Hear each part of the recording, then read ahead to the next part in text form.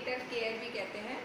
और ये गर्भकालीन देखभाल गर्भस्थ शिशु के लिए और गर्भवती स्त्री के लिए दोनों के लिए ही बहुत इम्पॉर्टेंट होती है। इसके बिना उसको कोई भी गर्भवती स्त्री को पता नहीं चलता कि उसका गर्भस्थ शिशु का विकास किस प्रकार से हो रहा है, वो स्वस्थ है या नहीं है। ये सारी चीज़ें जानने के लिए गर्भकालीन देखभाल करना बहुत ही ज़रूरी है। इसमें सबसे पहले है पंजीकरण करवाना। पंजीकरण, गर्भवती स्त्री को पंजीकरण कराना बहुत ही आवश्यक होता है और ग्रामीण परिवेश में तो ये बहुत ही ज़रूरी हो जाता है। और ये जो है वो ANM की सहायता से या आंगनवाड़ी कार्यकर्ता से संपर्क साधकर पंजीकरण कराया जा सकता है। पंजीकरण कराने के क्या लाभ होते हैं?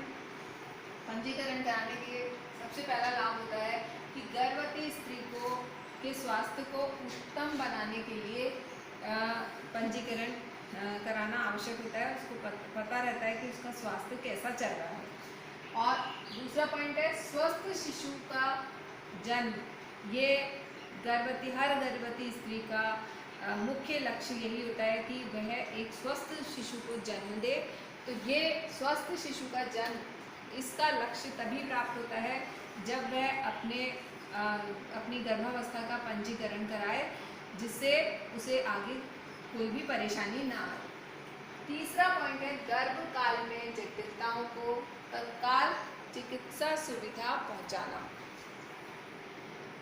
गर्भकालीन देखभाल के अंतर्गत गर्भस्थ शिशु की सोनोग्राफी होती है, बहुत सारी जांचें होती हैं। उससे ये पता चलता है कि वो जो शिशु है वो सामान्य है या उसको कोई कठिनाई आ रही है। तो यदि उस समय जटिलताओं का पता चल जाता है तो तुरंत चिकित्सक के पास जाकर वह इन जटिलताओं को दूर कर सकती है। तो इसीलिए पंजीकरण कराना बहुत ही आवश्यक है, क्योंकि सबसे पहले तो गर्भवती स्त्री स्वस्थ रहती है, दूसरा शिशु स्वस्थ रहता है, तीसरा कोई भी जटिलताएं आती हैं तो उनको तत्काल चिकित्सा सुविधा प्राप्त हो जाती है। इसलिए पंजीकरण कराना बहुत ही आवश्यक है। अब गर्भावस्था में गर्भकालीन देखभाल के दौरान कौन कौन सी जांचें होती हैं या कौन कौन सी नियमित जांच होती है जो कि एक गर्भवती स्त्री को करानी आवश्यक होती है। इसमें सबसे पहला है वजन।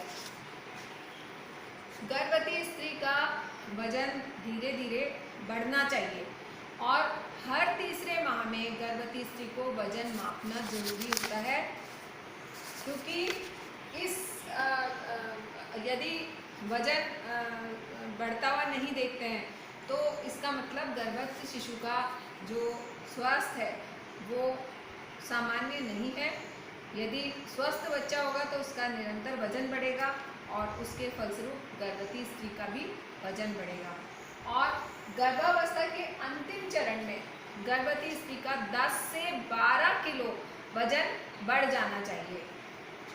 तो ये है सबसे पहले वजन की जांच। दूसरा है पेट का परीक्षण। गर्भवती स्त्री के पेट का परीक्षण किया जाता है, जिससे शिशु का आकार पता चलता है और इसके साथ साथ उसके हृदय की धड़कन ये भी पता चलती रहती है कि शिशु के हृदय की धड़कन सामान्य रूप से चल रही है। ये इसका पता लगाने के लिए पेट का परीक्षण करना अत्यंत ही आवश्यक है। तो इसीलिए नियमित रूप से गर्भवती स्त्री को जांच कराते रहना चाहिए। तीसरा जो पॉइंट है वो है रक्तचाप। रक्तचाप जो है वो भी बहुत ही इम्पॉर्टेंट है। ब्लड प्रेशर गर्भवती स्त्री का कैसा है, ये इसके लिए बहुत ही ज़रूरी है रक्तचाप का परीक्षण कराना। और रक्तचाप जो है वो 90/60 mm से 120/80 mm के बीच में रक्तचाप होना चाहिए। यदि इससे कम है रक्तचाप तो भी खतरे का निशान है, और यदि इससे ज़्यादा रक्तचाप है तो भी खतरे का निशान है। अगर कम है तो इसका मतलब उसकी पल्स रेट भी नॉर्मल नहीं होगी और पल्स नाड़ी की गति बहुत ही धीमी होगी, तो भी उसका विकास पूरी सामान्य रूप से नहीं हो पाएगा। इसलिए रक्तचाप की जांच कराना बहुत ही आवश्यक है।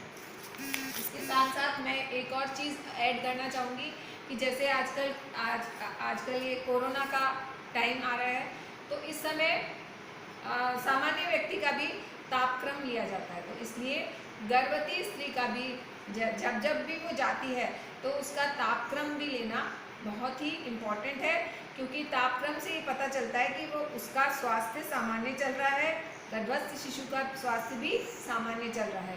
तो ये रक्तचाप के साथ साथ उसका तापक्रम नापना भी जरूरी है। नेक्स्ट है टिटनेस का टीका। टिटनेस का टीका गर्भकाल के छठे माह से, छठा महीना जब चालू होता है तो छठे माह से अवश्य ही लग जाना चाहिए। टिटनेस का टीका जो है वो एक नियमित अंतराल में लगाया जाता है। इसके एक माह के बाद दूसरा टीका लगता है। इसका मतलब 7वें माह में इसका दूसरा टीका, टिटनेस का दूसरा टीका लगवा लेना चाहिए।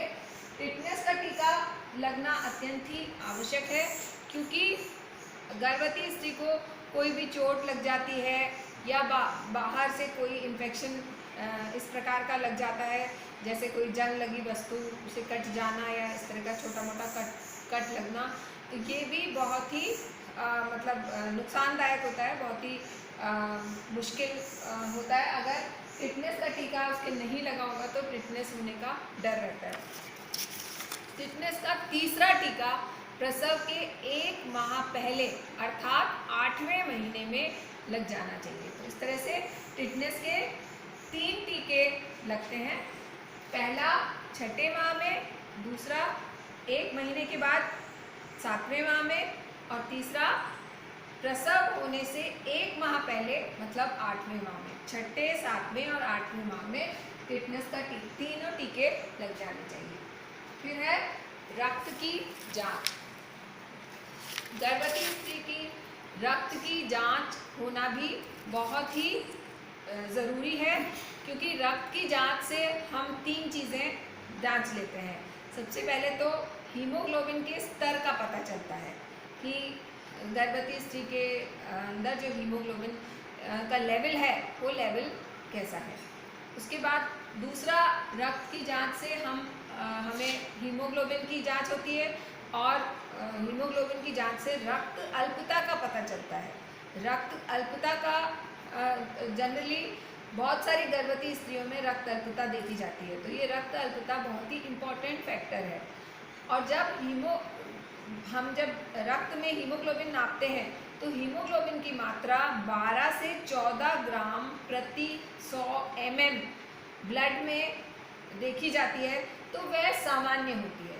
परंतु यदि इससे कम होती है, जैसे कई गर्भवती स्त्रियों में तो 5 से 9 ग्राम प्रति 100 mm ब्लड देखी जाती है हीमोग्लोबिन की मात्रा, तो ये रक्त अल्पता के अंतर्गत आता है।